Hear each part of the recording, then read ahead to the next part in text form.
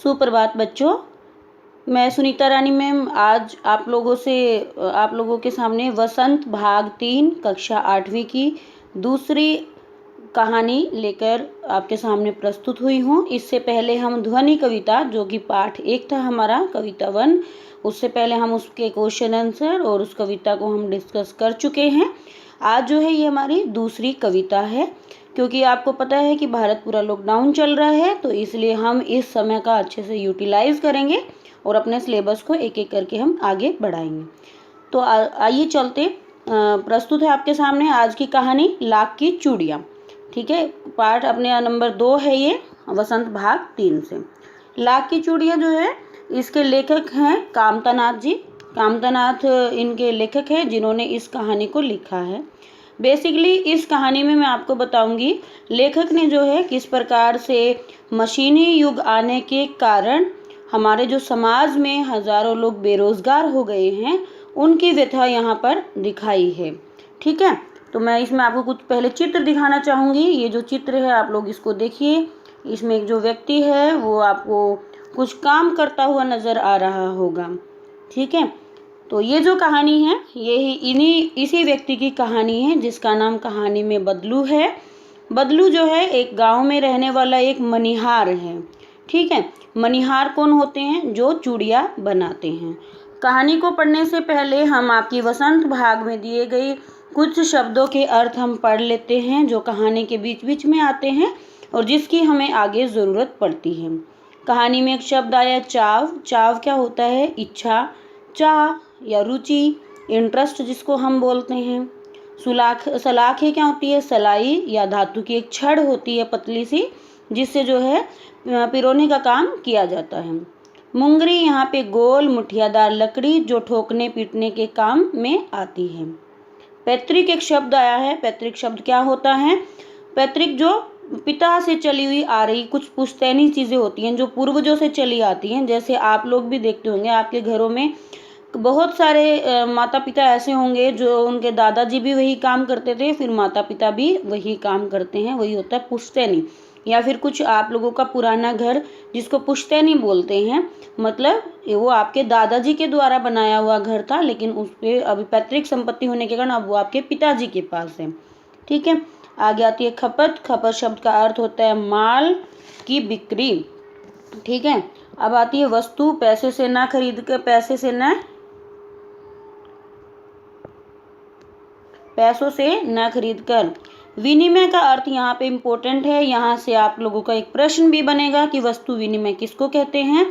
प्राचीन समय में यहाँ पर एक पद्धति चलती थी जिसमें जो लोग हैं वो वस्तु के बदले दूसरी वस्तु ले लेते थे, और इसी तरीके से पद्धति चलती थी। वर्तमान में क्या आप सोच सकते हैं कौन सी पद्धति चलती है? क्या वस्तु विनिमय अभी भी है? आप लोग सोच सकते हैं इसका प्रश्न का उत्तर। अभी वर्तमान में वस्तु विनिमय नहीं होता है। अभी आप लोग देखोगे, आप जो भी दुकान पर जाते हैं तो पूरा का पूरा सामान आपको पैसों में मिलता है, आपको कैश देना पड़ता है। तो वस्तु विनिमय अभी भारत में नहीं है। अभी क्या है? रुपए की पद्धति प्रचलित है। ठीक है, आगे देखते हैं कसर। कसर क्या होता है कि घाटा पूरा करना या कमी जो है उसकी कसर निकाल लेना। हम बोलते हैं ना कि जिसने पूरा साल नहीं पढ़ा, अभी अंत में 1 महीना पढ़ के हम पूरी कसर निकाल लेंगे, तो वही घाटा पूरा कर लेना। नाजुक का अर्थ यहाँ पर क्या होता है? कोमल होता है। ठीक है, आगे शब्द देखते हैं कुछ। पगड़ी आप जानते हो, जो कि सिर पर लपेटकर बांधा जाने वाला एक लंबा सा कपड़ा होता है। आप लोगों ने यहाँ पर भी, मैंने महाराष्ट्र में भी देखा, कई जगह पर इस पगड़ी का लोग प्रयोग करते हैं। मरहम पट्टी, जख्म का इलाज करना, घाव पर दवा लगाकर पट्टी बांधना। मचिया। मचिया शब्द जो है ये हमारा लोक प्रचलित शब्द है। इसको क्या है? ये बैठने के उपयोग में आने वाली सुतली आदि से बनी छोटी चकोर खाट। आप लोगों ने खाट देखी होगी। मैं आप लोगों को ये इसमें भी दिखा दूंगी। हमारी कहानी में भी आया है और वसंत में। ये देखिए, ये जो है यहाँ पे ये इस पर जो बैठे ये बड़ी खाट होती है। खाट का ही एक छोटा रूप होता है ये मचिया, जिस पर कि ये छोटा सा बच्चा आप लोगों को दिखाई दे रहा है। ये इसको हम बोलते हैं मचिया। ठीक है, तो ये छोटा रूप होता है, खाट का ही छोटा रूप होता है, और सेम धागों से सुतली से इसको बनाया जाता है। तो ये हमारे कुछ अर्थ हो गए। अब आते हैं मुखातिब, मुखातिब एक उर्दू का शब्द है। मुखातिब का अर्थ होता है कि सामने, फेस टू फेस बात करना, आंखें इधर उधर ना चुरा के, बल्कि फेस के सामने, अपने चेहरे के सामने बैठकर दूसरे व्यक्ति से बात करना। डलिया बांस का बना एक छोटा सा पात्र होता है, आप लोगों ने मार्केट में भी देखा होगा, जिसमें हम कई बार सब्जियां रखते हैं, आप लोगों ने कई बार देखा होगा, या फिर जिससे हमें सब्जी तोल कर दी जाती है, तराजू टाइप की चीज़, उसको डलिया भी बोला जाता है। फबना, फबना का अर्थ यहाँ पे क्या होता है? फबना का अर्थ सजना होता है या शोभा देना होता है, अट्रैक्टिव लगना, अच्छा लगना। ठीक है, तो आइए चलिए शुरू करते हैं आज की कहानी। आज की कहानी है, कौन सी है बच्चों? लाख की चूड़ियाँ। अब सबसे पहले हमें पाठ का अर्थ देखना है। इसका कहानी का नाम में ही छिपा हुआ है चूड़ियाँ, मतलब चूड़ियों की बात हो रही है। और कौन सी चूड़ियों की बात हो रही है? लाख की चूड़ियों की यहाँ पर बात हो रही है। अब ये लाख की चूड़ियाँ कौन सी होती हैं? ये एक मेटल टाइप की चीज़ें होती हैं जो बेसिकली प्रसिद्ध होती है पश्चिम बंगाल में। क्योंकि ये किससे बनाई जाती है? लाख का एक कीड़ा होता है जो इसको प्रोड्यूस करता है, उसी से जो है, उसी की उस मोती टाइप की जो चीज़ होती है, उसी से ये चूड़ियाँ बनाई जाती है। वेस्ट बंगाल में ज़्यादातर प्रसिद्ध होती हैं। पूरे भारत में बहुत प्रसिद्ध हुई थी लाख की चूड़ियाँ, पुराने समय में स्त्रियों के द्वारा बहुत पहनी जाती थी। ठीक है, तो ये जो कहानी है लाख की चूड़ियों पर है। ये देखिए आप जो है यहाँ पर एक सारे गांव में बदलू मुझे सबसे अच्छा आदमी लगता था, क्योंकि वह मुझे सुंदर सुंदर लाख की गोलियां बना कर देता था। मुझे अपने मामा के गांव जाने का सबसे बड़ा चाव यही था कि जब मैं वहां से लौटता था तो मेरे पास ढेर सारी गोलियां होती, रंग बिरंगी गोलियां, जो किसी भी बच्चे का मन मोह ले। यहाँ पर ये कौन बात कर रहा है? यहाँ पर मैं आपको बता दूं, यहाँ पर लेखक बात कर रहे हैं। यहाँ पे लेखक कौन है? कामतानाथ जी हैं। ठीक है, वो अपनी बचपन की एक छोटी छोटी बातें हैं जो यहाँ पर शेयर हमसे कर रहे हैं इस कहानी के माध्यम से। तो यहाँ पर क्या कह रहे हैं लेखक कि वो गांव में एक बदलू नाम का व्यक्ति था। मतलब कहाँ पर था? लेकिन आप लोगों की जब ये ग्रीष्मकालीन अवकाश होते हैं, जैसे आपकी समर वेकेशन होती हैं, विंटर वेकेशन होती है, तो आप लोगों के माइंड में पहले से ही कुछ न कुछ एक प्लान होगा कि हम मामा के घर जाएंगे, हम बुआ के घर जाएंगे। इसी प्रकार से कामतानाथ जो कि इस पाठ के लेखक हैं, उनको भी छुट्टियों में अपने मामा के यहाँ घर पे जाने का बहुत ही चाव था। बड़ा चाव का अर्थ मैंने पहले ही बताया था, क्या होता है? इच्छा, इंटरेस्ट, कि उनको सबसे ज़्यादा जाना कहाँ पर अच्छा लगता था? अपने मामा के घर जाना अच्छा लगता था। आप लोगों को भी लगता होगा। ऑब्वियसली आप वेट करते होंगे कि मई जून की छुट्टियां कब आएंगी, हम मामा के यहाँ जाएंगे घूमने के लिए, हम ये करेंगे, हम वो करेंगे, बहुत सारी। तो इसी प्रकार से लेखक कहाँ पर जाते थे? अपने मामा के घर जाते थे। और मामा के घर जाकर वो सबसे पहले, उनको सबसे अच्छा आदमी कौन लगता था? बदलू लगता था। ठीक है, तो कहानी में एक पात्र है यहाँ पे, बदलू। तो आपको ध्यान रखना है इस पात्र का नाम, क्योंकि पूरी कहानी बदलू के ऊपर ही है। और ये जो आपको मैंने फोटो दिखाई है, ये कौन है? ये बदलू ही हैं। ठीक है, जो क्या बना रहे हैं? लाख की चूड़ियाँ बना रहे हैं। वैसे तो मेरे मामा के गांव का होने के कारण मुझे बदलू को बदलू मामा कहना चाहिए था। आप लोगों ने देखा होगा, जब भी आप मामा के घर जाते हैं तो मोस्टली लोगों को आप मामा या मामी ही बुलाते हैं। ठीक है, तो लेखक यहाँ पे क्या बता रहे हैं कि वैसे तो मुझे रिश्ते के हिसाब से उनको क्या बुलाना चाहिए था? मामा बुलाना चाहिए था। लेकिन क्योंकि गांव के सभी बच्चे उनको बदलू काका कहकर बुलाते थे, इसलिए ही मैं भी उनको क्या कहकर बुलाता था? बदलू मामा ना कहकर बदलू काका उनको कहकर पुकारता था। यहाँ से एक प्रश्न आप लोगों का बनेगा कि लेखक बदलू मामा ने कहकर बदलू काका क्यों कहते थे? तो ये प्रश्न का भी आंसर आप लोगों को देखना है। आगे बढ़ते हैं हम कहानी में। बदलू का मकान कैसा था? बदलू का मकान कुछ ऊंचे पर बना हुआ था। मकान के सामने बड़ा सा सहन था। सहन मतलब एक खाली जगह जिसको बोल देते हैं, वो पड़ा हुआ था, जिसमें एक पुराना नीम का वृक्ष लगा हुआ था। ठीक है, आप लोग देखेंगे एक पेड़ के नीचे ये काम कर रहे हैं। ये नीम का वृक्ष है, खाली जगह है, यहाँ पर ये अपना काम करते थे। उसी के नीचे बैठकर बदलू अपना काम क्या करता था? बगल में भट्टी देखती थी। ये आपने देखा होगा, भट्टी मतलब क्या होती है? जिसमें आग जलती रहती है। यहाँ पर आप देख सकते हैं, ये यहाँ पर एक छोटी सी भट्टी थी। भट्टी की ज़रूरत क्यों पड़ती है?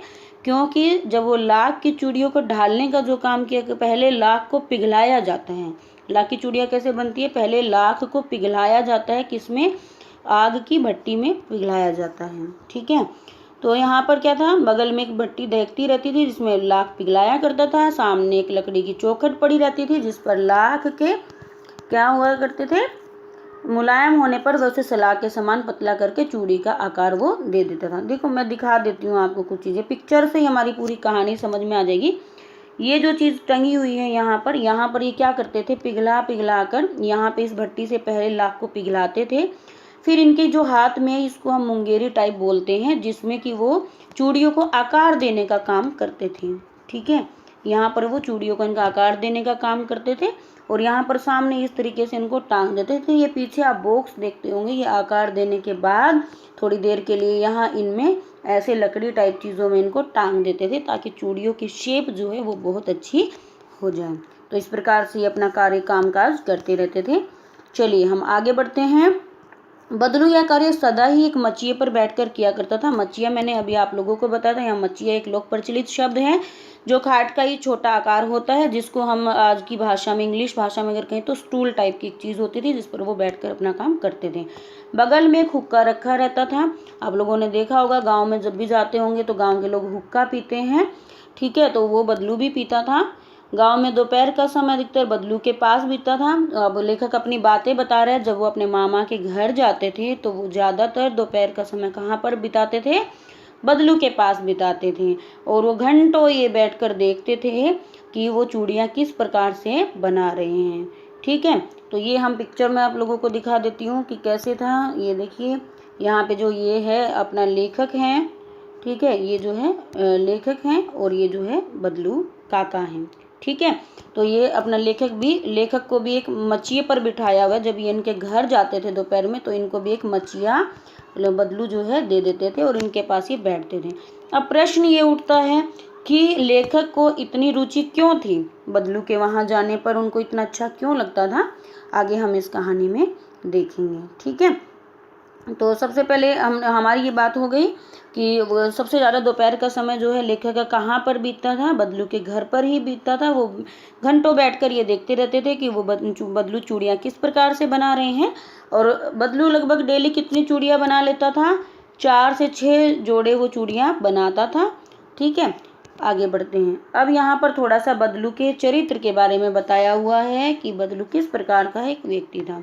बदलू मनिहार था। मनिहार कौन होते हैं, जैसे सोने का काम करने वाले को सुनार कहा जाता है, लोहे के काम करने वाले को लोहार कहा जाता है, इसी प्रकार चूड़ियों का काम करने वाले व्यक्ति को मनिहार कहा जाता था। उस समय पे चूड़ियाँ बनाना उसका पैतृक पेशा था। मैंने बताया पैतृक पेशा क्या होता है, जो कि पिता से चली आ रहा एक पेशा होता है, यानी व्यवसाय जो पिता कर रहे थे वही पुत्र भी कर रहे थे।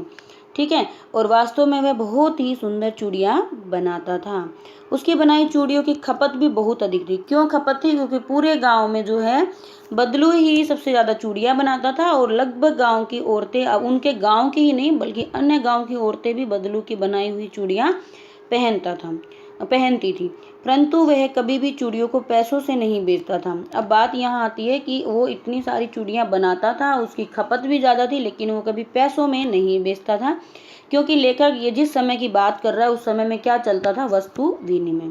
इसका अर्थ क्या हुआ कि लोग उनको अनाज दे देते थे, बदलू को अनाज दे देते थे और बदले में बदलू उनको क्या दे देता था, चूड़ियाँ दे देता था। वैसे बदलू स्वभाव से बहुत ही सीधा अच्छा व्यक्ति था, लेकिन कभी कभी वो लेखक ने कभी झगड़ते नहीं देखा। लेकिन शादी विवाह के अवसर पर बदलू हमेशा जिद पकड़ लेता था। अब क्वेश्चन ये आता है कि बदलू ऐसी जिद क्यों पकड़ लेता था। देखिए, पूरा साल तो बदलू किसी से कोई पैसा नहीं लेता था, अनाज के बदले ही वो चूड़ियाँ बेच देता था या चूड़ियाँ दे देता था। लेकिन जब शादी का अवसर आता था उस समय बदलू वस्तु विनिमय की प्रणाली नहीं अपनाता था। उस समय क्या करता था, उस समय वो शादी के अवसर पर वो हमेशा पैसे लेता था। ठीक है, तो शादी विवाह के अवसरों पर वह अवश्य जिद पकड़ लेता था, जीवन भर चाहे कोई उससे मुफ्त चूड़ियाँ ले जाए, परंतु विवाह के अवसर पर वह सारी कसर निकाल लेता था। यहाँ पर आया था सारी कसर निकाल लेना, एक मुहावरा है, तो हमें इसको भी देखना है। कसर निकाल लेना मतलब घाटे को पूरा कर लेना। पूरा साल वो कितना ही घाटे में रहे लेकिन विवाह के अवसर पर अपना घाटा पूरा कर लेता था। अब मुझे याद है, यहाँ कौन बात कर रहा है, यहाँ पे लेखक बात कर रहा है कि मेरे मामा के यहाँ लड़की के विवाह पर जरा सी किसी बात पर बदलू क्या हो गए थे, बिगड़ गए थे और फिर उनको मनाने में लोहे लग गए। अब यहाँ पे फिर से एक मुहावरा आया है, ये आपसे पूछा जा सकता है। लोहे लग जाना मतलब कि बहुत ज़्यादा मनाना, बहुत मुश्किल मनाना, कोई किसी व्यक्ति को मनाने में बहुत ही मेहनत करना। तो इसी प्रकार से हम देखेंगे, अगर आपको वाक्य में प्रयोग करेंगे तो बदलू को विवाह के अवसर पर मनाने के लिए लोहे लग गए। ठीक है, कभी कभी आप माता पिता से जब नाराज हो जाते होंगे तो आपकी माता को आपको मनाने के लिए बहुत लोहा लगाना पड़ता होगा, आप बहुत मुश्किल से मानते हैं यदि जिद पे आप आ जाते हैं छोटे बच्चे। ठीक है, तो लोहे लग जाना यहाँ पे एक मुहावरा है, इसको हमें ध्यान में रखना है। विवाह में इसी जोड़े का मूल्य इतना बढ़ जाता था कि उसके लिए उसकी घरवाली को सारे वस्त्र मिलते, ढेरों अनाज मिलता, उसके लिए पगड़ी मिलती और रुपए जो मिलते सो अलग। मतलब इस विवाह के अवसर पर जब वो चूड़ियाँ बनाता था तो उसको क्या क्या मिलता था, उसमें घरवाली के लिए, उसकी मतलब उसकी पत्नी के लिए भी उसको वस्त्र मिल जाते थे, अनाज भी मिलता था, उसको सिर पे पहनने के लिए पगड़ी भी मिल जाती थी और रुपए भी उनको मिल जाते थे। ठीक है, तो आगे बढ़ते हैं। अब सबसे बड़ी बात, बदलू के बारे में आगे बात बढ़ रही है कि बदलू को सबसे ज़्यादा चिढ़ किस बात से थी। वैसे तो बदलू स्वभाव से अच्छा था, बस शादी के अवसर पर कभी कभी वो जिद पकड़ लेता था, या हम यूँ कहें कि अपना उसका कार्य था तो वो अपने कार्य में घाटा नहीं करना चाहता था, क्योंकि वो पूरे साल में केवल एक ऐसा अवसर शादी का ही आता था जिसमें कि बदलू अच्छे से पैसे कमाता था। अब बात करते हैं कि बदलू को किस बात से चिढ़ थी। बदलू को सबसे बड़ी चिढ़ थी कांच की चूड़ियों से। अब आप मुझे बताओ बच्चों, बदलू कौन सी चूड़ियाँ बनाता था, किसकी बनाता था? बदलू लाख की चूड़ियाँ बनाता था। तो जब वो लाख की चूड़ियाँ बनाता था, उसका व्यवसाय क्या था? एक तरीके से लाख की चूड़ियाँ बनाना। तो उनको कांच की चूड़ियों से होना स्वाभाविक है ना। जैसे अब आप लोगों ने देखा होगा कि आपने कोई दुकान खोली या आपके मम्मी पापा ने कोई दुकान खोली, उन्होंने एक चूड़ियों की दुकान खोली, ठीक है, लाख की चूड़ियों की। बराबर में ही दूसरे व्यक्ति ने कांच की चूड़ियों की दुकान खोल ली और धीरे धीरे क्या होने लगा, आपकी जो लाख की चूड़ियाँ हैं वो कम बिकने लगी और कांच की चूड़ियाँ क्या होने लगी, ज़्यादा बिकने लगी। तो बच्चों आप मुझे बताओ, तो फिर आपको उस समय गुस्सा आएगा कि नहीं आएगा कि हमारी चूड़ियाँ नहीं बिक रही हैं, बराबर वाली दुकान की बहुत सारी चूड़ियाँ बिक रही हैं? तो गुस्सा आना स्वाभाविक है। तो इसी प्रकार से यहाँ भी बदलू को क्या होने लगा, इस बात से बहुत ज़्यादा चिढ़ थी कि कोई भी स्त्री कांच की चूड़ियाँ पहने। यानी बदलू क्या चाहते थे कि सारी स्त्रियाँ लाख की चूड़ियाँ पहने। अब यहाँ पे बात है कि बदलू को इस बात से चिढ़ थी कि कांच की चूड़ियों से किसी भी स्त्री के हाथों में यदि वह चूड़ियां दिख जाती थी तो वह अंदर ही अंदर कुढ़ उठता था। अंदर ही अंदर कुढ़ना मतलब वह अंदर ही अंदर उसको बहुत ही गुस्सा आता था और कभी कभी तो 2-4 बातें भी सुना देता था। किन्हें सुना देता था? गाँव की औरतों को वो सुना देता था। ठीक है, मुझसे तो घंटों बातों किया करता था। अब यहाँ आगे कौन किससे बातें कर रहा है? लेखक से बातें हो रही हैं। तो क्या करता था, कभी मेरी पढ़ाई के बारे में पूछते, कभी मेरे घर के बारे में, तो कभी मेरे शहर के बारे में। और मैं उनसे कहता कि शहर में सब कांच की चूड़ियाँ पहनते हैं। यानी लेखक क्या बता रहे हैं बदलू को कि शहर में तो सब कांच की ही चूड़ियाँ पहनते हैं, वहाँ पर लाख की चूड़ियाँ कोई नहीं पहनता है। तो उस समय पर बदलू उनको क्या जवाब देते थे? शहर की बात और है लल्ला, वहाँ तो सभी कुछ होता है। वहाँ तो औरतें अपने मर्द का हाथ पकड़कर सड़कों पर घूमती हैं और उनकी कलाइयाँ नाजुक होती हैं ना। क्या कह रहे हैं यहाँ पर? उनका एक माइंड सेट है। यहाँ पर बदलू का एक माइंड सेट दिखाया गया है, उनका छवि दिखाई गई है कि उनके शहर के प्रति क्या सोच है और वहाँ की स्त्री के प्रति क्या सोच है। ठीक है, कभी कभी बदलू मेरी अच्छी खासी खातिरदारी भी करता था। कभी वो मेरे लिए गाय का दूध मलाई बचा कर रखता, तो कभी आम की फसल में से मुझे 2-4 आम डेली देता था। परंतु इन सब बातों के अतिरिक्त लेखक को ये सब तो ठीक है, लेकिन सबसे ज़्यादा अच्छा लेखक को बदलू का कौन सा व्यवहार लगता था? यहाँ पर ये प्रश्न बनेगा, ये बहुत ही महत्वपूर्ण है। एक प्रश्न पीछे भी बनेगा जो मैंने आपको बताया था कि बदलू को कांच की चूड़ियों से चिढ़ क्यों थी। ये प्रश्न बहुत महत्वपूर्ण है, आपके फाइनल एग्जाम में पूछा जा सकता है। ठीक है, अब ये क्वेश्चन आया हमारे सामने। परंतु इन सब बातों के अतिरिक्त जिस कारण वह मुझे अच्छा लगता था वह यह था कि लगभग रोज ही वह मेरे लिए 1-2 गोलियां बना देता था। बच्चों को आपको भी पता, आप लोगों ने कंचे खेले होंगे, ठीक है, कांच की गोलियां खेलते होंगे ना, खेले होंगे आप लोगों ने भी। तो उस समय में लेखक अपनी बात बता रहा है। लेखक कांच की गोलियों से ना खेलकर किससे खेलते थे? लाख की गोलियों से। और वो लाख की गोलियों ने कौन देता था? बदलू देता था। ठीक है। अब बच्चे कहाँ पर जाते हैं ज़्यादा? जहाँ पर उनको उनकी पसंद की चीज़ मिलती है। तो इसलिए बच्चों को वहाँ जाना बहुत पसंद होता है। आप लोगों ने भी देखा होगा कि जब आपको जहाँ जो चीज़ आपकी पसंद की मिल जाती है तो वहाँ आपका बार बार जाने का मन करता है। ठीक है। तो यहाँ पर लेखक ने अपने बचपन के बारे में बताया है कि वो बदलू के पास क्यों जाते थे, क्योंकि बदलू उनको 1-2 गोलियां डेली बनाकर वो दे देता था। ठीक है।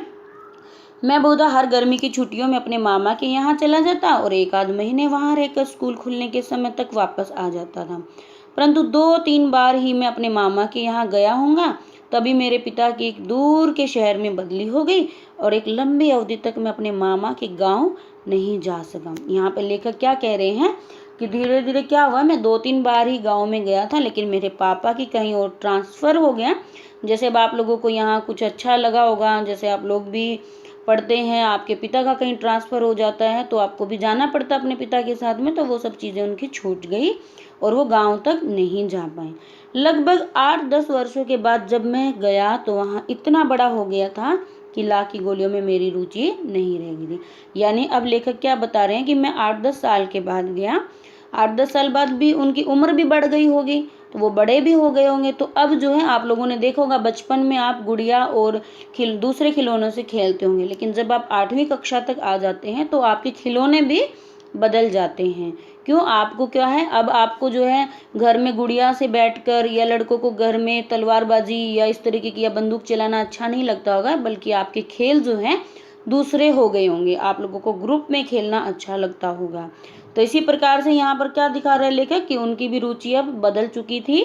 रुचि मतलब यहाँ पे एक शब्द आया है क्या? उनका इंटरेस्ट। अब उनका इंटरेस्ट जो है लाख की गोलियों में नहीं रहा गया था। तो इसलिए क्या हुआ, जब वो बहुत 8-10 साल बाद गए तो उनको बहुत समय तक बदलू काका की याद ही नहीं आई लेखक को। क्यों नहीं आई? क्योंकि वो उनके पास गोलियों के लिए जाते थे और अब गोलियां वो खेलते नहीं थे। ठीक है। लेकिन एक दिन क्या हुआ, लेखक के साथ में उनके मामा की एक छोटी लड़की आंगन में फिसलकर गिर गई और उनके मामा की लड़की ने हाथ में क्या पहना हुआ था? कांच की चूड़ियां पहनी हुई थी और वो चूड़ी टूटकर, कांच की चूड़ी टूटकर लेखक के हाथ में घुस गई और लेखक को बहुत सारे खून आए। ठीक है। सॉरी, बरसात में मेरे मामा की छोटी लड़की आंगन में फिसलकर गिर पड़ी और उसके हाथ की कांच की चूड़ी टूटकर उसकी कलाई में घुस गई। किसकी कलाई में घुस गई? यहाँ पर उनके मामा की छोटी लड़की के हाथ में घुस गई। सॉरी, लेखक के हाथ में नहीं, किसके हाथ पर लग गई? मामा की छोटी लड़की की हाथ में। यानी कलाई क्या होती है? जिस पर औरतें चूड़ियां पहनती है, इसी में कलाई, उसी को बोलते हैं। ठीक है। और वहां से क्या बहने लगा? खून बहने लगा। उस समय मेरे मामा भी घर पे नहीं थे, तो उनकी लड़की की मरहम पट्टी किसको करनी पड़ी बताइए? घर पे कोई जब होता है कोई तो कौन करता? अगर किसी को चोट लग जाए, मान लो कि आप हो और आपकी मम्मी हैं, आपकी मम्मी को यदि चोट लग जाती है और आप हो घर पे, तो उनको पट्टी दवा देने का कार्य कौन करेगा? आप ही करोगे ना। तो इसी प्रकार से जब उनकी लड़की को चोट लग गई, मामा की लड़की को, यानी उनकी चूड़ी चुभ गई हाथ में, तो लेखक ने ही उनकी मरहम पट्टी की और तभी उनको एकदम से सहसा, यहाँ पे एक शब्द है सहसा, इसका अर्थ होता है अचानक, तो उनको बदलू की याद आ गई और उन्होंने सोचा कि आज उनसे मिलकर आता हूँ। ठीक है। तो शाम में क्या होता है, लेखक घूमते घूमते कहाँ पर जाते हैं? बदलू काका के पास जाते हैं। ठीक है। तो जाते हैं, तो जब जाते हैं क्या बोलते हैं? नमस्ते बदलू काका। उन्होंने, किसने कहा ये बात? लेखक ने कहा। नमस्ते भैया, उसने मेरी नमस्ते का उत्तर दिया और उठकर खाट पर बैठ गए, परंतु मुझे उन्होंने पहचाना नहीं और देर तक मेरी ओर वो निहारते रहे। निहारने का मतलब यहाँ पे क्या है? देखना। यानी उनको निहारने का अर्थ मतलब कि देखना। कौन देख रहा था किसको? लेखक को कौन देख रहे थे? बदलू काका देख रहे थे। मैं जनार्दन हूँ काका, आपके पास से गोलियां बनवा कर ले जाता था, मैंने अपना परिचय दिया। यहाँ पर कौन कह रहा है? लेखक बता रहे हैं कि मैं आपके पास से छोटा सा था, जब मैं बचपन में आपसे गोलियां बनवा कर लेकर जाता था। ठीक है। तो कुछ देर बाद क्या होता है, वो बदलू और उनकी बातचीत होती है, वो आपस में एक दूसरे को बात करते हैं। फिर देखते हैं लेखक, कुछ देर शांति रही, मैंने उधर उधर दृष्टि दौड़ाई, न तो मुझे उसकी मचिया ही नजर आई और न ही भट्टी। या अब क्या दिखाई दे रहा है लेखक को कि ना तो मचिया जिस पर बैठकर जो बदलू काका है चूड़ियाँ बनाते थे, ना तो अब वो दिखाई दे रहा था और ना ही कहीं पर भट्टी दिखाई दे रही थी। तब लेखक ने क्या पूछा, आजकल काम नहीं करते काका, मैंने पूछा। तब बदलू काका ने जवाब दिया, नहीं लला, काम तो कई साल से बंद है। मेरी बनाई हुई चूड़ियाँ कोई पूछे तब तो। गांव गांव में कांच का प्रचार हो गया। वह कुछ देर चुप रहा और फिर बोला, मशीन युग है ना लल्ला। अब यहाँ पे एक शब्द आया है, मशीनी युग। ये आपको समझना है, वेरी वेरी इंपॉर्टेंट शब्द है, बहुत ही महत्वपूर्ण शब्द है और आज वर्तमान हमारी परिस्थितियों को दिखाता है। अब देखिए यहाँ पे क्या है, यहाँ पर बदलू बता रहा है कि उसका काम कई सालों से बंद हो गया है। क्यों बंद हो गया है? क्योंकि अब कोई भी स्त्री लाख की चूड़ियाँ नहीं पहनती। अब किसकी चूड़ियाँ पहनती हैं? अब कांच की चूड़ियाँ पहनती है। और कांच की चूड़ियाँ किससे बनती है? मशीनों से बनती हैं। अब आप सोचिए यहाँ पर कि मशीन आने की वजह से, मशीन आने के कारण से बदलू पूरी तरह से क्या हो गए? बेरोजगार हो गए। क्योंकि मशीनों से एक तो काम जल्दी होता है और उसका काम जो है थोड़ा सुंदरता से भी होता है। मशीनों से डिज़ाइन ज़्यादा दिए जा सकते हैं। ठीक है, आप लोगों ने अभी किसानों के साथ भी ये चीज़ हुई है। जैसे आप लोगों ने भी देखा होगा कि पहले किसान स्वयं गेहूं काटते थे, चावल की फसल काटते थे, लेकिन अब क्या आ गई है? मशीन आ गई है। तो इससे क्या हुआ है, जो छोटे कार्मिक थे, जो छोटे श्रमिक थे, जो छोटे छोटे व्यक्ति अपना काम करते थे हाथों से, उनका काम क्या हो गया? अब छीन गया है। और किन्होंने छीन लिया वो काम? मशीनों ने छीन लिया। अब लोग मशीनों से काम ज़्यादा पसंद करते हैं, क्योंकि मशीनें एक तो जल्दी काम करती हैं और एक अच्छा काम करती हैं। तो इसलिए यहाँ पर बदलू का बड़ा ही दुखदाई, उनका बड़ा दुख का समय का यहाँ पे वर्णन किया हुआ है। उन्होंने जवाब दिया है कि मशीनी युग है ना लला, आजकल सब काम मशीन से होता है। खेत भी मशीन से जोते जाते हैं। पहले कौन जोतता था? किसान स्वयं जोतता था, लेकिन अब कौन जोतता है? मशीनों से काम होता है। और फिर जो सुंदरता कांच की चूड़ियों में होती है, लाख में कहाँ संभव है।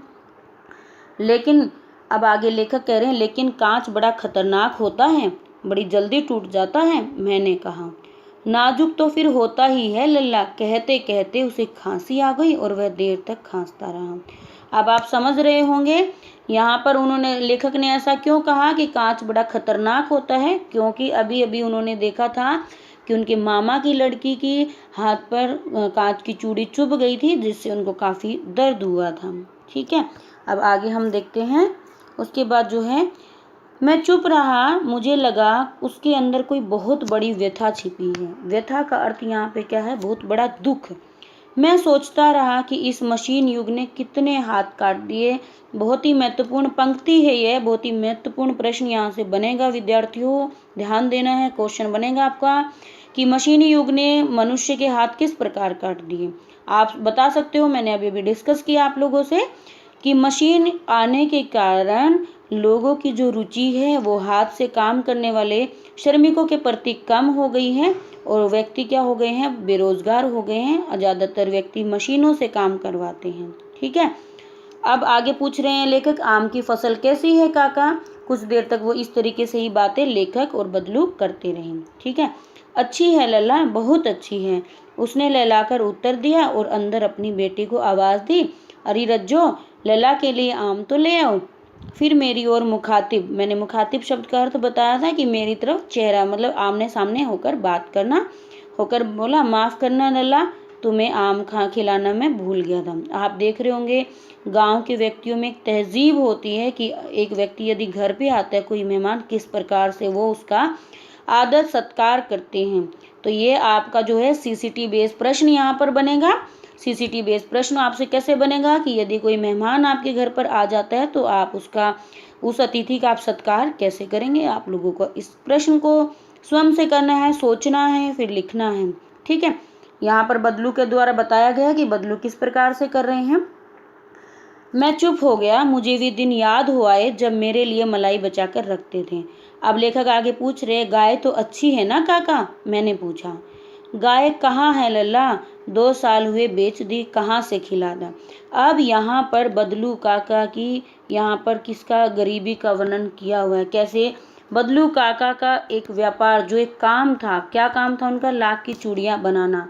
वो काम कैसे छिन गया? मशीनी युग के कारण, क्योंकि सभी ने अब कांच की चूड़ियाँ पहनना पसंद किया। मशीनी युग आने के कारण, मशीनों से बनने के कारण उनका काम धीरे धीरे बंद हो गया। उनके पास एक गाय थी, अपना घर का कार्य चलाने के लिए उन्होंने क्या किया? उस गाय को भी बेच दिया। तो आप लोग देख सकते हैं कि उनकी किस प्रकार से बेरोजगारी हो गई और किस प्रकार से उनकी हालत बहुत ही खस्ता हो गई, आप यहाँ पर देख सकते हैं। ठीक है, तो इस तरीके से उन्होंने फिर अपनी बेटी से, इतने में रज्जो उसकी बेटी अंदर से एक डलिया में ढेर से आम ले आई। तो यह बहुत है काका, इतने कहाँ खा पाऊंगा, मैंने कहा। वाह वाह, वह हंस पड़ा। शहरी ठहरे ना, मैं तुम्हारी उम्र का था तो इसके चौगुने आम एक बखत में खा जाता था। चौगुने मतलब 4 गुना, आप समझ जाएंगे, और बखत मतलब एक समय। बखत का मतलब यहाँ पे ये आम प्रचलित भाषा का शब्द है बखत, इसका अर्थ होगा समय। ठीक है, समझ गए आप लोग इस बात को? मुझे लगता है मैंने क्लियर कर दिया होगा। अब क्या होता है, आगे जो है उनकी बेटी उनको कुछ आम दे देती है, और जब वो उनके हाथों में देखते हैं, लेखक क्या होता है, जब उनकी बेटी जो है रज्जो लेखक को आम दे रही होती है, तो वो देखते हैं कि उनकी गोरी गोरी कलाइयों पर लाख की चूड़ियाँ थी और बहुत ही अच्छी लग रही थी। तो लेखक उनकी चूड़ियों की तरफ देख रहे थे। फिर इधर बदलू ने देखा कि लेखक लगातार जो है उनकी बेटी की चूड़ियाँ देख रहा था। फिर बदलू उत्तर देता है, यह आखिरी जोड़ा बनाया था जमींदार साहब की बेटी के विवाह पर। 10 आने मुझको दे रहे थे, पर मैंने जोड़ा नहीं दिया। अब आप लोग समझ ही गए होंगे, उन्होंने एक आखिरी जोड़ा बनाया, जमींदार साहब की बेटी थी। वो कितने पैसे मांग रहे थे उसके? 10 आने मांग रहे थे, 10 आने उनको दे रहे थे जमींदार साहब, लेकिन उन्होंने नहीं दिया। उन्होंने कहा शहर से ले आओ, मैंने आम ले ली। यहाँ पर क्या दिखाया गया है? बदलू का व्यक्तित्व दिखाया गया है यहाँ पर, कि बदलू एक बहुत ही स्वाभिमानी व्यक्ति था। उन्होंने अपनी कला से कभी भी समझौता नहीं किया, यानी उनके लिए, उनके पास बहुत गरीबी थी, उसके बाद भी उन्होंने 10 आने में अपनी चूड़ियों को नहीं बेचा, बल्कि लास्ट जो जोड़ा था वो किसने पहना? उनकी बेटी ने पहना। ठीक है, मैंने आम ले लिए और खाकर थोड़ी देर पश्चात चला गया। मुझे प्रसन्नता हुई कि बदलू ने हार कर भी हार नहीं मानी। यहाँ एक महत्वपूर्ण प्रश्न फिर से है कि बदलू ने हार कर भी हार नहीं मानी, इसका अर्थ क्या होगा? इसका अर्थ क्या है कि बदलू ने अंत समय तक भी अपने व्यापार में समझौता नहीं किया, भले ही उसकी स्थिति बहुत बुरी हो गई थी, उसके बाद भी उन्होंने अपने स्वाभिमान से समझौता नहीं किया। उसका व्यक्तित्व कांच की चूड़ियों जैसा न था कि आसानी से टूट जाए। यहाँ पर ये बात क्या है? व्यक्तित्व मतलब पर्सनैलिटी, कि जैसे कुछ थोड़े से पैसे देखे और व्यक्ति जो है बदल जाता है। आप लोगों ने देखा होगा कि किसी को आप लालच जल्दी देते हो तो बहुत ही व्यक्ति बदल जाते हैं। तो बच्चों, इस कहानी से आपको क्या शिक्षा मिलती है? एक तो पहली बात तो संदेश कि हमारा व्यक्तित्व कांच की तरह नहीं होना चाहिए कि वो जल्दी से टूट जाए। हमारा व्यक्तित्व एक ठोस व्यक्तित्व होना चाहिए, जिसकी एक पहचान होनी चाहिए अलग से। हमारा चरित्र इतना मजबूत होना चाहिए कि कोई भी हमें आसानी से तोड़ ना पाए, चाहे कितनी भी विपरीत परिस्थितियां हमारे सामने आए। ठीक है, तो मुझे लगता है आप लोगों को कहानी बहुत ही अच्छी लगी होगी, और कल हम इससे संबंधित प्रश्न करेंगे। ठीक है, और मिलते हैं हम नेक्स्ट वीडियो में जल्दी से ही। हम इसी तरीके से अपना सिलेबस आगे बढ़ाएंगे। धन्यवाद विद्यार्थियों।